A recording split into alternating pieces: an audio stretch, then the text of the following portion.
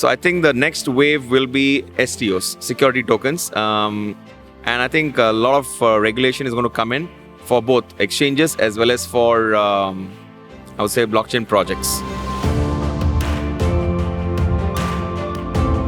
2020 and beyond from the perspective of a cryptocurrency exchange. So taking a look at the markets and what we've seen so far this year, I think the big question is, moving forward, what can traders and investors expect from 2020?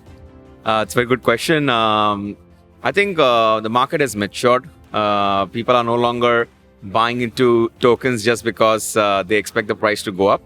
I think projects have to deliver. A lot of projects will be KYC'd, and due diligence will be done by exchanges, and then only they'll be listed.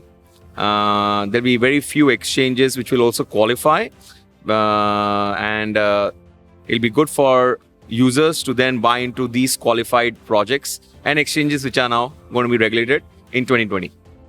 And you mentioned some of the roles that exchanges have to play there. So from your opinion, what are some of the hurdles that you've maybe overcome in 2019? I know you have a board of advisors that also will be present at the Malta AI and Blockchain Summit. What kind of things have you encountered and you're taking on in consideration for next year?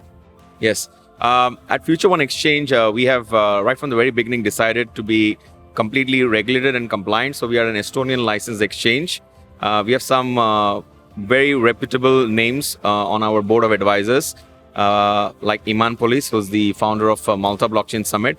We have Herbert Sim, known as the Bitcoin man.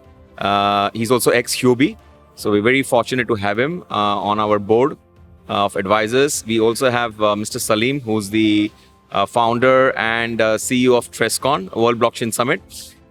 So they bring along a lot of experience and a huge user base, I should say that will help us in adoption of these users. Now, these users will definitely want to be part of a very regulated exchange.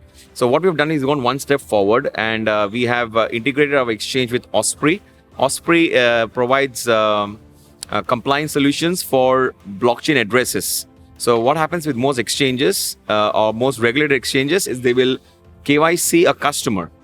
But what we've done is we've gone to the next level, and we even KYC the blockchain address. So for example, if you send me Bitcoins to my exchange because you've opened up an account, we will even go and check whether that address is compliant or not. We want to make sure it's not something which is from the dark web.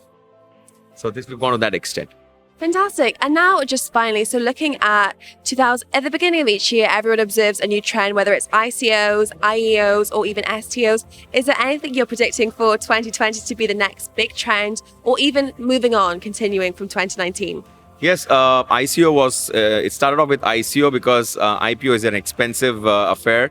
With ICOs, you don't have to give up your equity, so it became very popular.